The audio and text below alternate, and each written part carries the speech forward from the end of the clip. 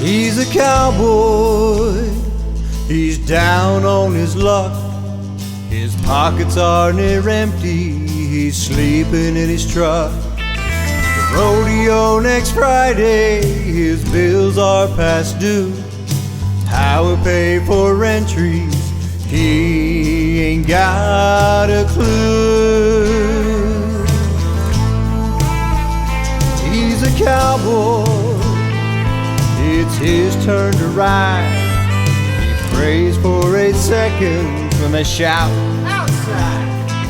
His future is uncertain, his past he can't forget.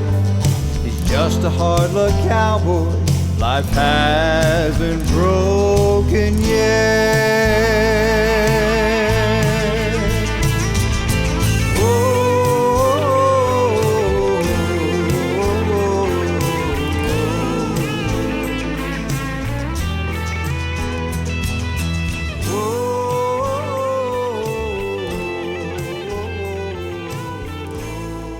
Welcome back, True Horse Horsemanship. Back on Raffaella. Gotten some emails and all about horses that wants to get in a hurry and everything, and I'm going to concentrate on that. And also on the perception. She's a Spanish type Andalusian, so everybody think their heads ought to be this high by nature and everything. Same way the Arabs, people think their head should be, they can't carry their head low. But what I'm going to do today is show how. Because the way I look at it, if a horse is in that pasture, if they can flat walk with their head at least pole at their withers, they should be able to do it in the saddle. And I'm using my little Argentine short shank bit, so I get in there with my cues. And basically what I'm going to do, I'm going to start with my hand cues. I'm going to keep my hands a little bit low and just play with her mouth. And where she pushes on that bit, because it's their natural tendency to push on that bit, wherever she pushes at, I'm going to let go. And at the same time I do that, I'm going to squeeze with my knees. So eventually I can squeeze with my knees and I'll lower their head. And of course you're thinking, well, what darn good is that? A horse who's walking, who wants to walk nice and relaxed, is not going to be in a hurry. So my job is to give it some cues to say, hey, it's time to relax, drop that head, and everything. And also, you know, your horses that wants to be in a hurry to the barn, it don't matter if you got a round pen or arena or what. Really get that heart rate up before you put them up. Now I purposely, she's fresh out of the stall, and I did that on purpose because, you know, like I said, I'm riding an Andalusian and there's some things. So when I'm working on her headset, I'm not going to be too concerned with her speed. But when she does do exactly what I want, I'm going to take all that pressure off of her. So my job is to communicate to her to lower that head. So we'll walk right here right now. I'm going to squeeze with my knees, get my hands here, touch that bit, she lowers the head. Touch that bit, she lowers the head. And at the same time, I'm going to squeeze with my knees.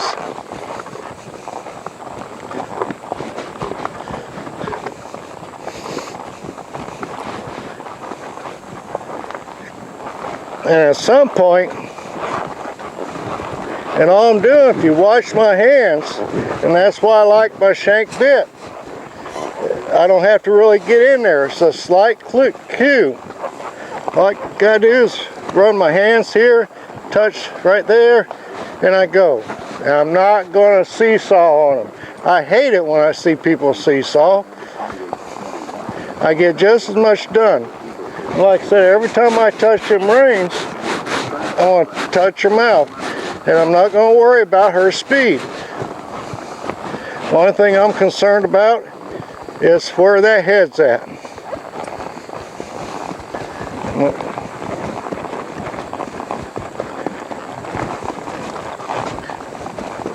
Now with my knee cues, what I'm going to do, I'm not using my calf, I'm using my knee. Bring that head down. I'm going to squeeze every time I do it.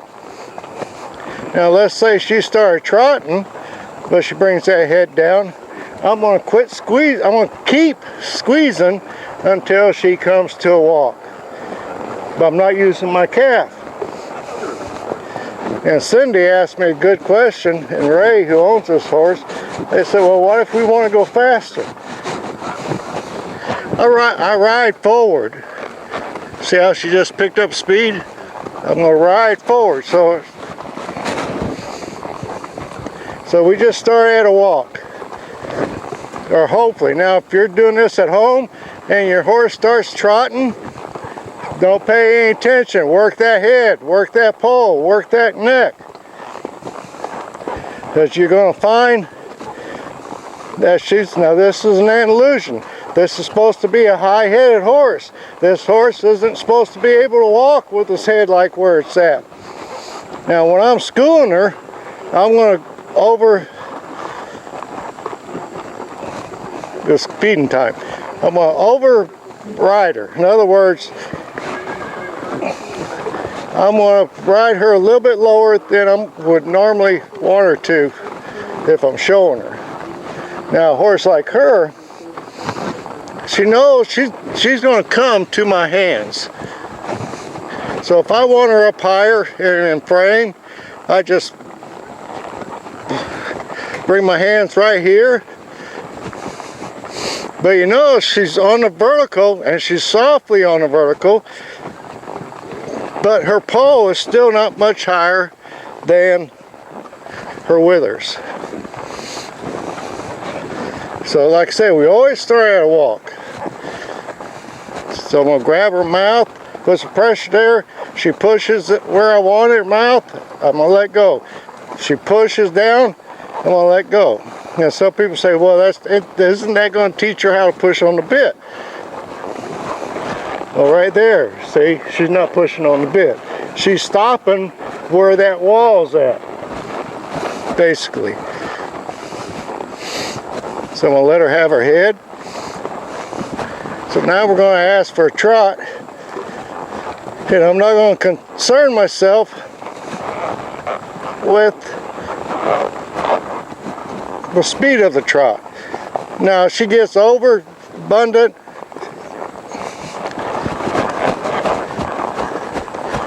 so I'm going to just play with her, squeeze my knees, play with her head. Squeeze my knees, play with her head. Squeeze my knees, play with her head. Now we got a nice slow trot going on. Just play with her. And you watch that head. The lower that head comes, the slower that trot gets. Gets into the little jog. I'm going to squeeze with my knees.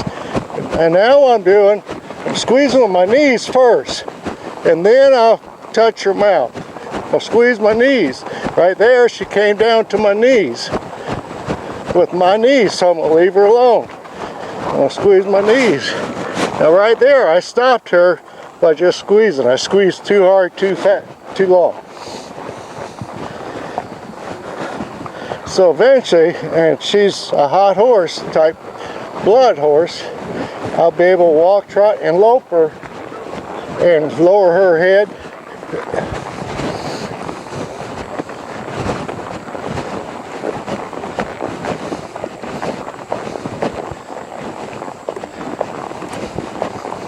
And notice I'm riding with a lot of rain out there. That's the advantage of using a shank bit. I ride a lot of rain out there, and if I want to lower her head, if I'm going to use my hands, what I'll do is just touch that bit, touch it. All I'm doing is bending my wrist and using my fingers.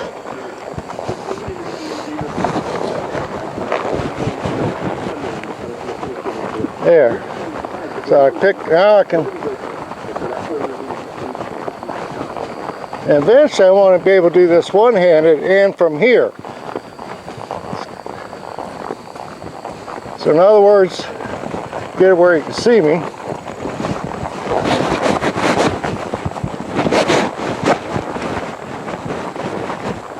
In other words, if I squeeze with my knees, she'll lower that head. Now squeeze my knees, she'll lower that head. Like I said, right now it's feeding time, so she's thinking food. And which, I'll go into a trot here, I'll show you the benefits of that. Oh, my stop is going to get softer, and it's going to be softer but quicker. She's going to be more relaxed. My spins with her is going to be better, because I want to just be able to lay that rein on her neck. I'm not going to let her walk forward. I want to just be able to put that rein on her neck and her spin. So,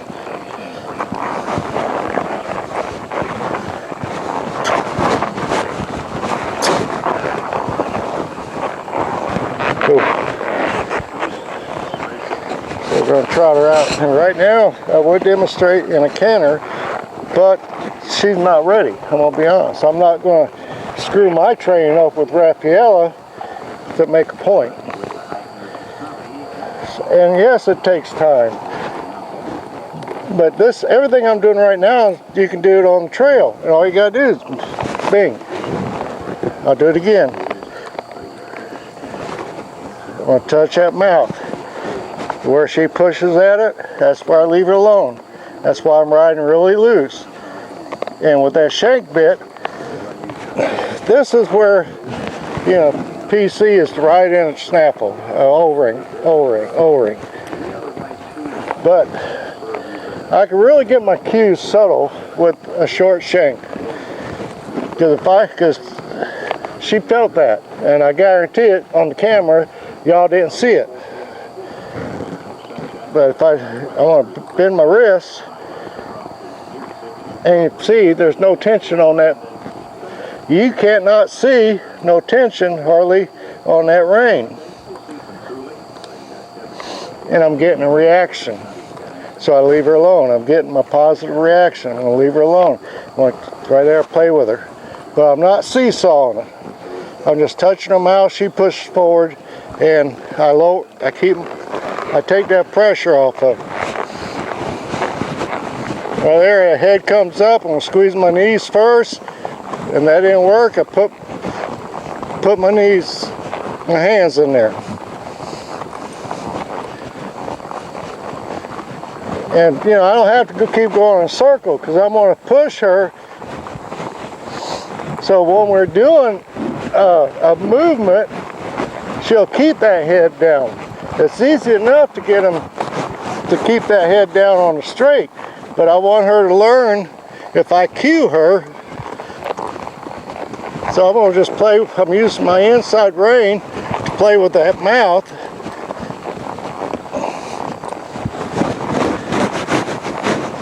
To lower that head. And I'm going to squeeze at the same time. Like I said, eventually I'll cue her to go a direction and I'll squeeze. Now right there, she gets in a hurry. I'm not going to worry about her getting in a hurry. I'm going to work it on my headset. Because if you notice, as soon as I get that headset I'm looking for right now, she slows down. I did a clinic in Michigan years ago. And this is sort of aggravates me with people. Good girl. Oh. I spent half a day demonstrating how you don't need draw reins. You don't need martingale. You don't need a tie down. And I demonstrate and I talked, and like I said, about 5 hours into it, he was just trying to be a butthole. I know he was. He said, "Oh, why not just use a tie down?"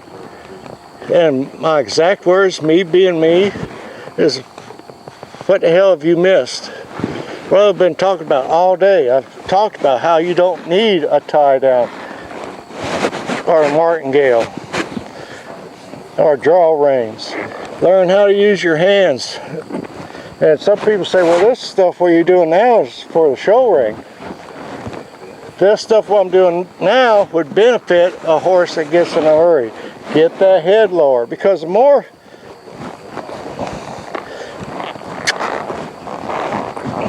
I grab her,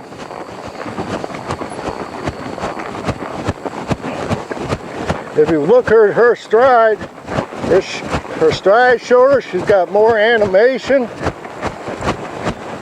and she's more up on the bridle. With some movements, that would be fine, but that'd be bitch to ride that on a trail all day.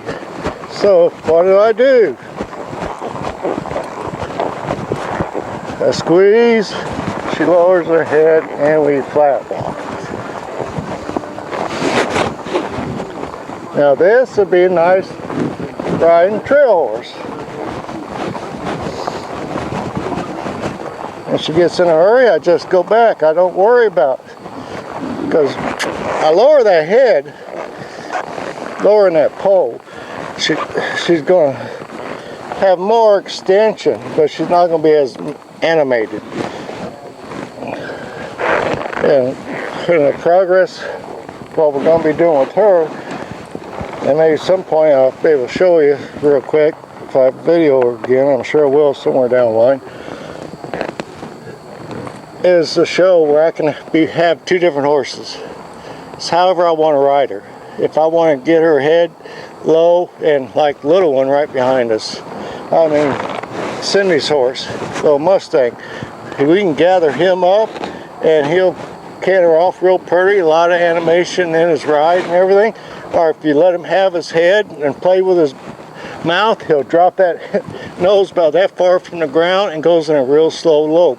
And even though she's an Andalusian, that's my goal. But how I get there, how I know when to canter her, when she gets consistent, and using my hand cues, I'll canter her, but with my cues, I'm not going to expect her to do much. And Cindy, we got a little, and we about lost our boy there a few months ago, and now he's back here aggravating me. So, but I love every minute of it. I miss having my buddy out here paying attention. I mean, before he had the camera on him, he was standing there like, listening to my every word. He's getting schooled without me being on him. I guess he heard me talk about him. But anyway, we're both tickled that he's still with us. What Cindy's heard and what I've heard, well, every horse that we know he busted his abdominal wall by his hip, and no horses have made it. Now this is his 4th month going into, and he's doing good. So, I mean, I'm tickled. Like, there he is. That's a success story. But anyway, where was I? So with her, when I'm going to start working with her cues, lower head at a canter, is when she gets consistent at a trot. In other words, if I squeeze my knees, that wasn't bad. She'll do that. And every time I squeeze, and I'm not using my calf, I'm using because my calf is for my speed up, right turn, left turn, and all that. So, that's one thing. If you got a horse that's high-headed and wants to get in a hurry on a trail, that's just one thing you put in your tricks. What I would do would be doing that. Would I stop and back the horse up? Probably not. It takes forever. I know some people have success with it, and I've had success with it, but I feel like it really, takes a long time. So you got that tool I just showed you. Now if I'm riding with a bunch, I get ahead of him, trot ahead of him. He wants to go fast, fine, we're going to trot ahead of him. And when I get far, I don't know, from here to that end of the by the beginning of the round pen, before they get there, I would move that horse's hip real fast. In other words, I'd pick up that nose, look at that hip. Now, I'm not going to move on her, but I'd move that hip. If your horse knows how to spin, I'd spin that horse. Or I'd work on that area to teach the horse how to spin in front of that horse. And I'd do that quite a few times. And then what I would do is start riding to the back after I did all that. And I'd tell you what, that would slow that horse down probably quicker than anything. Because you're taking all that control away from that horse. It wants to trot, fine, we're going to trot like a banshee. The same way, like here, that's how she don't do it. And I'll ride, and as a kid, I used to ride my horses home all the time. They never got in a hurry, because they knew, number one, if they got home, they was going to have work anyway. And like with her, if I had her out there and she gets in a hurry, I'm going to take her back. And I might actually even run to the barn and then turn around and run away from the barn. And when she gets the rest is out there. If she gets in a hurry to the barn, I'm going to run her back to the barn. Then I'm going to run her away from the barn. So it's fine. You want to get in a hurry, you're going to get in a hurry. So it's going to be in my terms. And you take that control away from them, that means a big thing. Got any questions there, honey? Well, I mean, I've seen a lot of people on Facebook say they have trouble walking away from the barn. But I don't know if they have enough control to run them away from the barn. I have a feeling that could turn into a bucking thing. That would be my only concern. Well, it could, but I mean, people know your mind skill. I mean, your skill level. Yeah. You know, Cindy brought a big point. If you don't have the skill, yeah, you don't go do stuff like that, because especially if you let your horses get by with it. And, you know, that's the biggest problem I see, which I'm glad she asked that, brought that up. Yeah. The biggest problem with you people who babies your horses. Number one, you spoiled the hell out of your horse. You took the worth ethic away from that horse. So when you finally do have enough, and I'm telling you, somewhere down the road, you people who hand feeds treats, you're going to get tired of getting run over and get tired of that horse being on top of you. But that's what we want. And you're going to go overboard. So, but the thing of it is, that type person has caused that problem to begin with. You've taken the worth ethic from that horse, and then you'll send them to a trainer. The trainer's got to work the hell out of the horse. The horse will lose a little bit of weight, and then you'll bitch, go, well, my horse, see, look at that. And you think, well, and I'm honest with him. I said, well, you did it. I got to work this horse this hard to give it a worth ethic. You've never corrected them, and all of a sudden you correct them hard, they're going to fight back. Exactly.